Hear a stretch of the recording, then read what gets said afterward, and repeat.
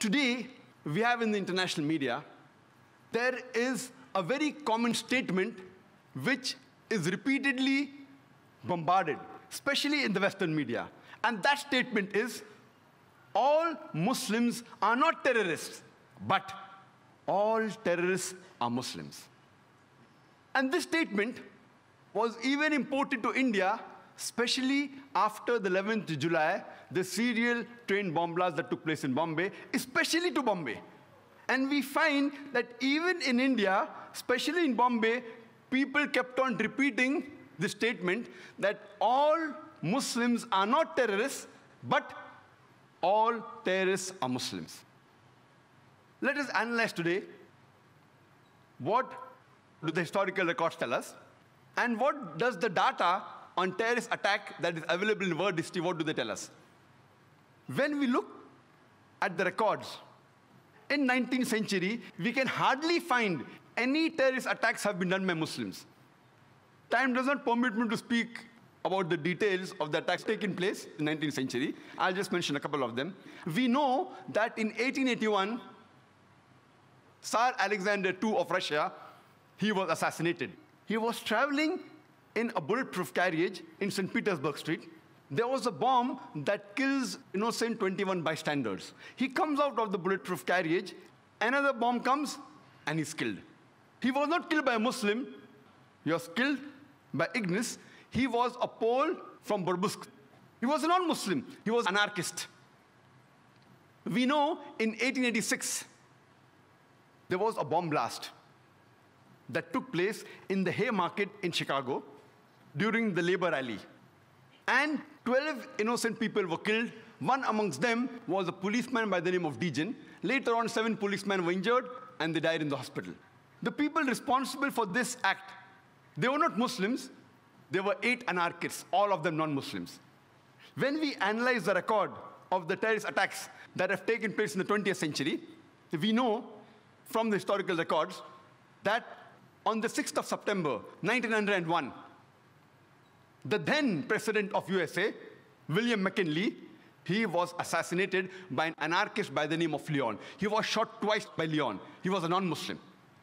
On the 1st of October, 1910, there was a bomb blast that took place in the Los Angeles Times newspaper building, in which 21 innocent people were killed. The people responsible for this bomb blast, they were 2 Christians by the name of James and Joseph. They were union leaders. They were non-Muslims. We know that on the 28th of June, 1914, in Sarajevo, France, the Archduke of Austria, along with his wife, they were assassinated, which precipitated the World War I. The people responsible for this assassination, they were called the Young Bosnia. Most of them, they were Serbs. They were not Muslims.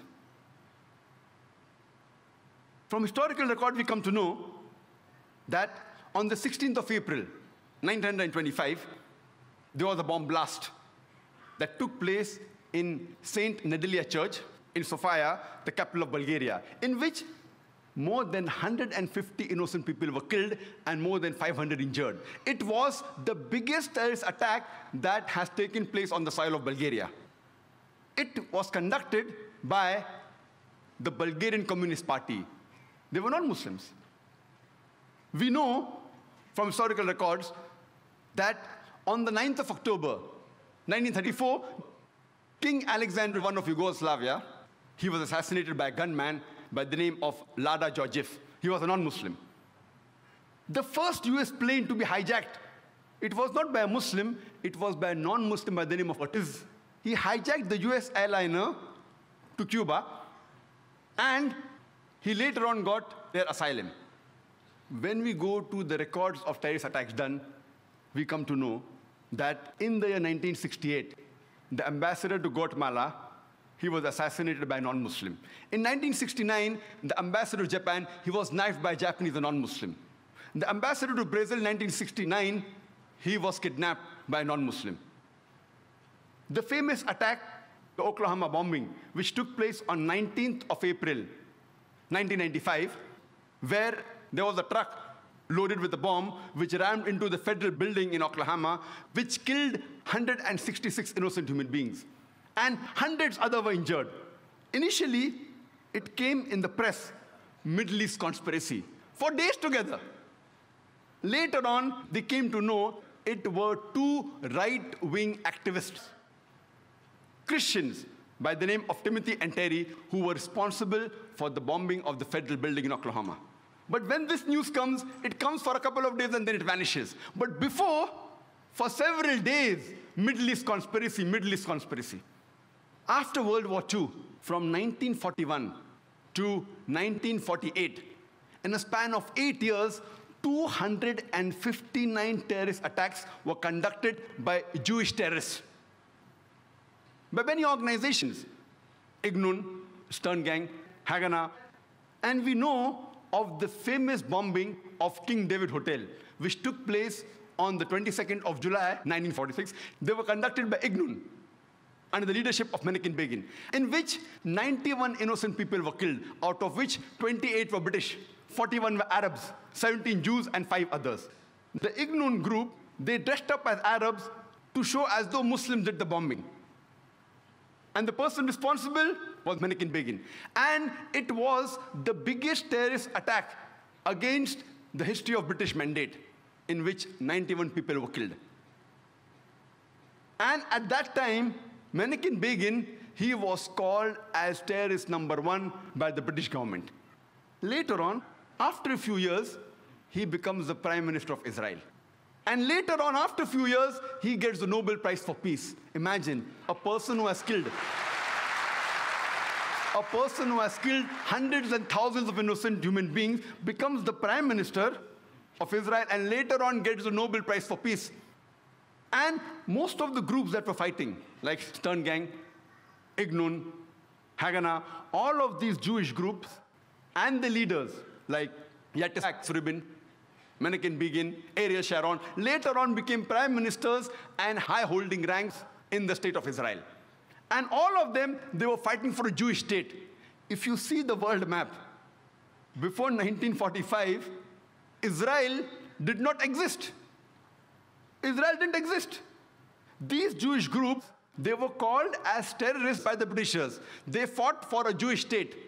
Later on, with power, they grabbed the land and they kicked the Palestinians out. And now these same people are calling the same Palestinians who are fighting for a more just cause, for getting the land back. And they are labeled today as terrorists by the Israelis. Imagine, Hitler incinerated 6 million Jews. He kicks the Jewish community out. Why should they come to Palestine? The Palestinians, they welcome the cousins with open hands. If they should take a land, they should go back to Germany. They should go back to Europe. Imagine the Palestinians, they welcome the cousins. Imagine, suppose a visitor comes to your house. Being a stranger, you welcome him in your house. After a few days, he kicks you out of the house. And when you cry at the doorstep, I want my house back, people call you a terrorist. This is exactly what has happened today. The Palestinians, they are called as terrorists for what? They only want their land back. And so-called people, most of these powerful first world countries, they are agreeing with this unjust cause. We know that in Germany, from historical records, from 1968 to 1992, the Bader-Meinhof gang, they killed several innocent human beings. In Italy, we come to know from records about the Red Brigades, which has killed several innocent human beings. They were also responsible for kidnapping the Prime Minister of Italy, Aldo Moro. And after 55 days, they killed him. Further, when we come, a similar gang, a similar terrorist outfit, we know, was also in Japan. The Japanese Red Army. They were Buddhist cult. Om Shirito, the Buddhist cult. And they tried to kill thousands of people in the Tokyo subway by the nerve gas. But unfortunately, they weren't very successful. They were only able to kill 12 people, but more than 5,700 innocent human beings, they were injured and wounded because of this nerve gas. They were Buddhists. In UK, for about 100 years, the IRA, Irish Republican Army, they are conducting attacks against UK. They are Catholics. But they are never called as Catholic terrorists, they are called as IRA. And we know they have conducted several terrorist attacks. Only in 1972, 3 bomb blasts were done. In the first one, 7 people were killed. In the second one, 11 were killed. And third one, 9 were killed.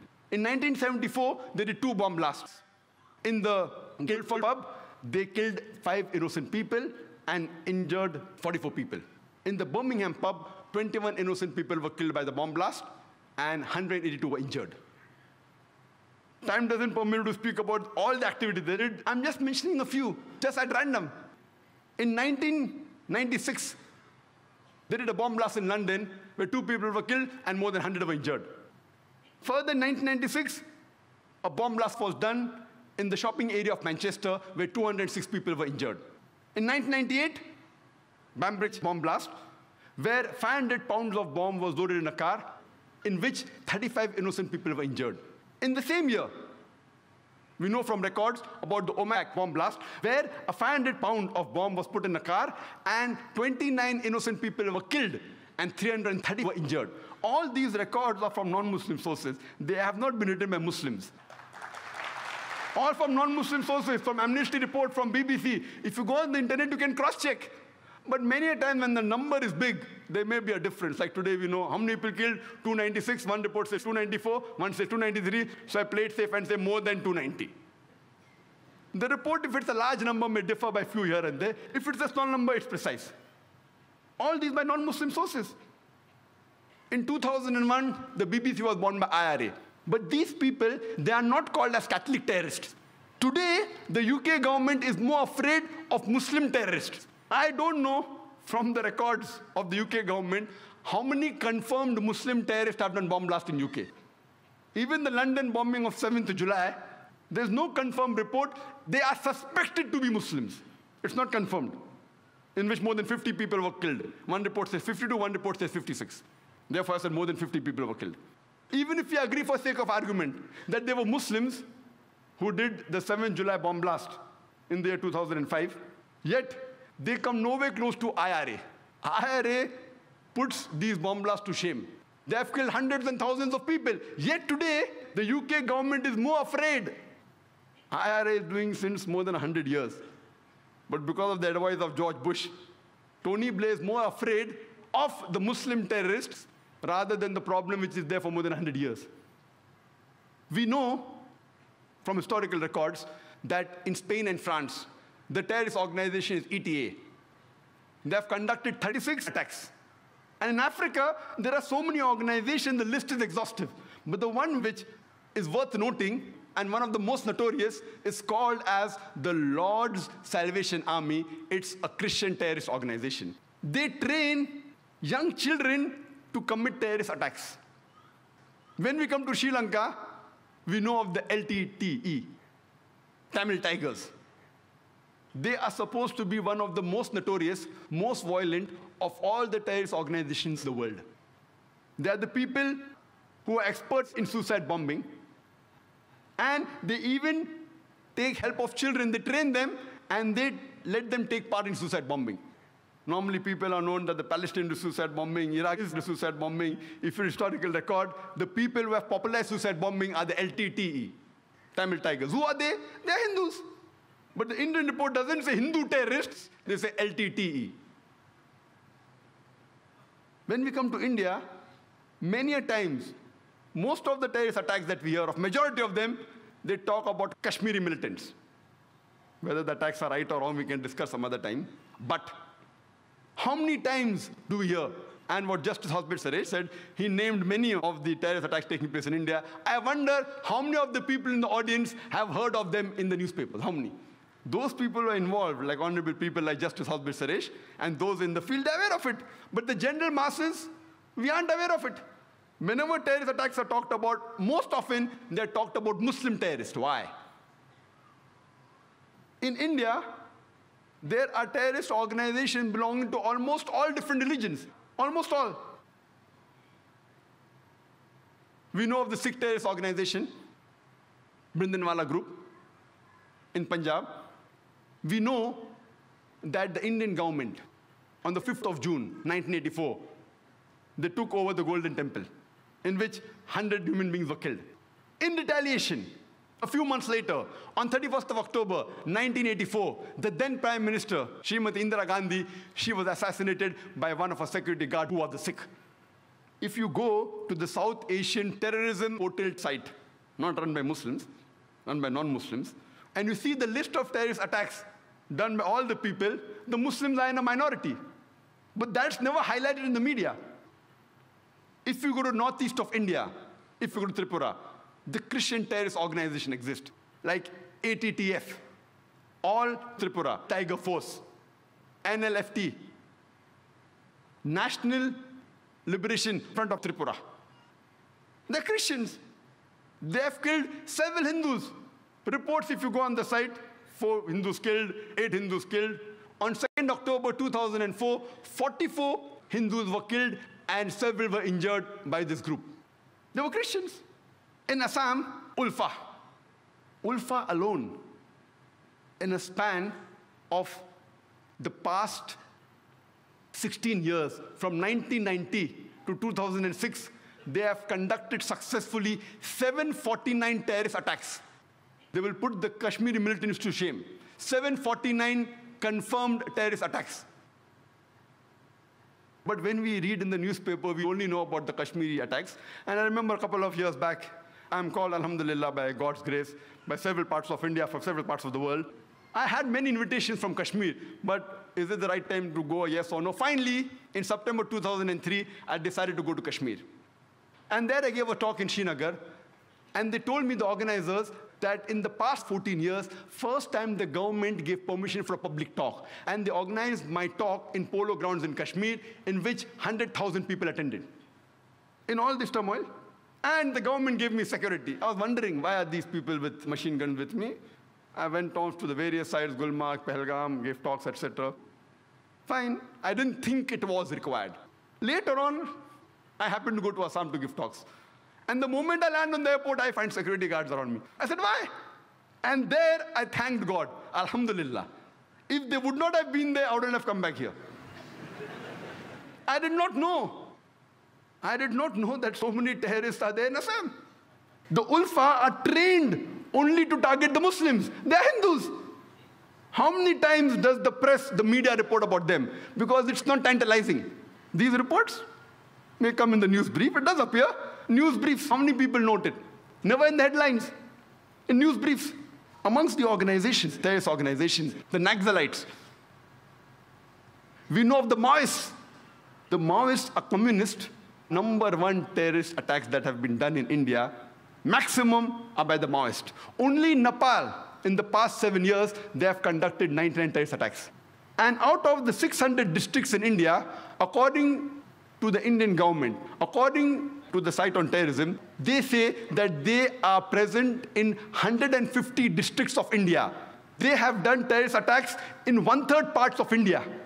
#1, if you compare the people they have killed, the attacks they have done, compared to the Kashmir militants, it's no way comparable. The Maoists are a bigger danger for India, but yet we find that the government is more afraid of the Muslim terrorists. Why? The reason is George Bush.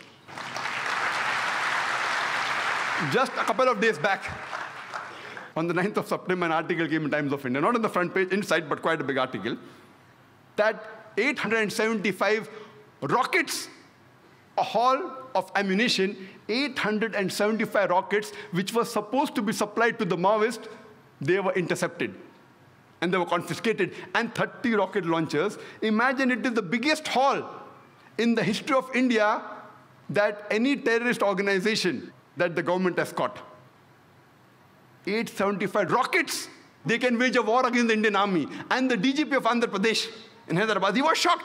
He said that with these rocket launchers, they can attack any police station, any tanks of the Indian government from a distance of 600 meters. From more than half a kilometer away, they can attack the Indian tanks, the Indian police station, and you can't do anything. Rocket launchers.